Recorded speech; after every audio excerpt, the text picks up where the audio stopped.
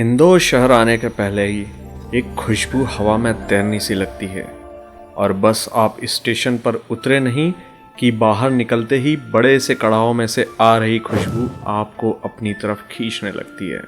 जी हाँ, यहाँ बात हो रही है इंदौर की और इंदौरी पोहे की।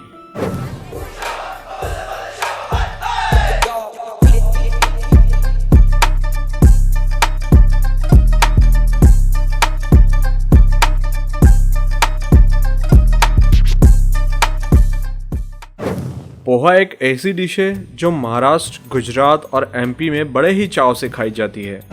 जैसे ही पोहे की बात आती है, इंदौर का जिक्र आता ही है। कहते हैं कि इंदौरी लोग पोहे के पीछे पागल हैं, पर ये साफ झूठ है, पक्का झूठ। इंदौरी लोग सिर्फ पोहे के लिए पागल ही नहीं बल्कि दीवाने भी हैं। तो आइए देखते हैं कुछ पोहे के दीवानों को। मेरा नाम पंकज क्षीरसागर है और मैं आपको इंदौर की वो शख्सियत से परिचय कराता हूँ जिनको इंदौरी के लिए ही जाना जाता है। रंजीत भ्यो, क्षितिज भ्यो, ये पिक्चर में भी आते हैं, है ना। राहुल भोसले डॉक्टर साहब भी हैं ये, और रैबो कहलाते भी हैं ये। और ये दीपक नेमा अपना छोटा भाई, एक और इसके शरीका है बम्बई में इसके शरीका एक्टर दिखता है। वो इनको कॉपी करता है, इसकी एक्टिंग करता है वो। बहुत बढ़िया। तो दादा, आपको ये पोहा जो है वो कब से खा रहे हैं आप, पहले तो ये बताइए। देखिए, शायद मुझे लगता है कि जब से माँ का दूध छोड़ा होगा तो मेरे को पोहा पकड़ा है। अच्छा, तो आप इंदौर के इतिहास की, इंदौर के पोहे के इतिहास की बात कर रहे हैं, लेकिन यहाँ हर किसी के हाथ में पोहे का आज है।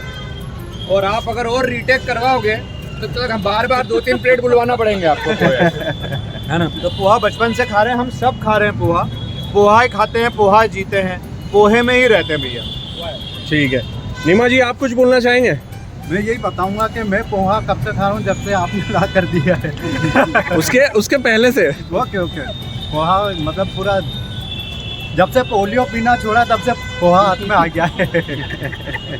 ठीक है, बहुत अच्छा। राबो जी, भैया अपना तो ऐसा है कि सुबह उठते हैं तो एक प्लेट पोहा लगता ही है। दोपहर में पोहा खा लेते हैं, तो थोड़ी देर जब जैसे भूख लगती है शाम के टाइम पे तो पोहा खा लेते हैं। फिर डिनर में पोहा मिल जाता है।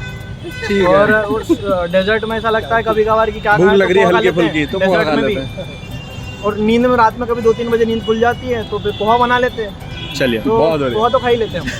बहुत बढ़िया। वैसे बहुत कम पोहा खाते हैं, किसी डाइटिशियन से आप चेक कराइए। कमजोर हो गया।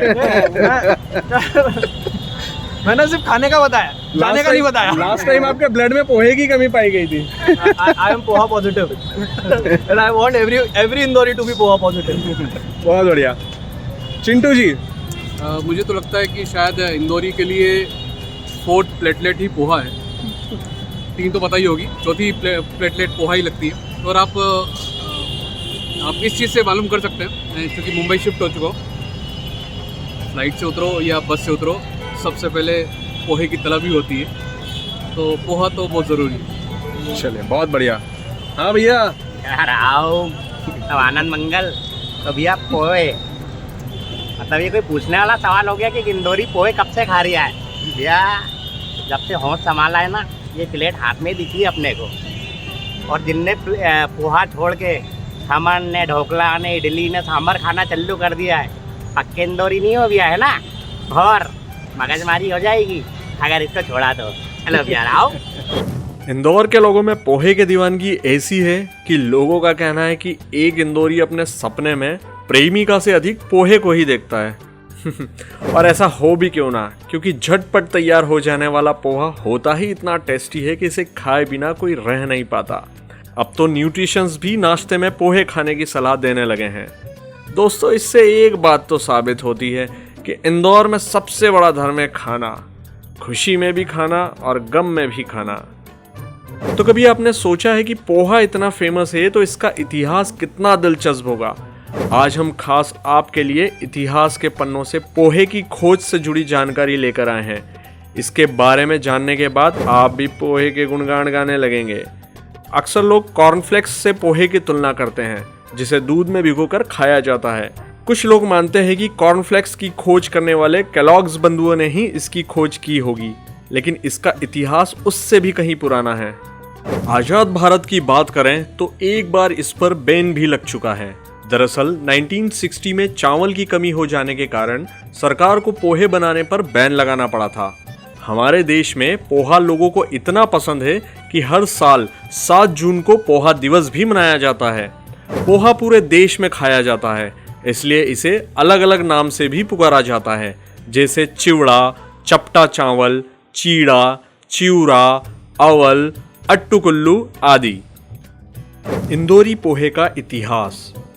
इंदौर में पोहा देश की आज़ादी के लगभग 2 साल बाद 1949 या 1950 में आया, जब महाराष्ट्र के रायगढ़ जिले के निजामपुर में रहने वाले 1923 में जन्मे पुरुषोत्तम जोशी जी अपनी बुआ के घर इंदौर आए और यहीं कर होकर रह गए। सबसे पहले आज के तिलक पथ पर उन्होंने उपहार गृह की स्थापना की। युवा पुरुषोत्तम ने अपने इस ठिये पर बावर्ची, वेटर, कैशियर की जिम्मेदारियां भी निभाई। नमस्कार, मेरा नाम रोहित जोशी है।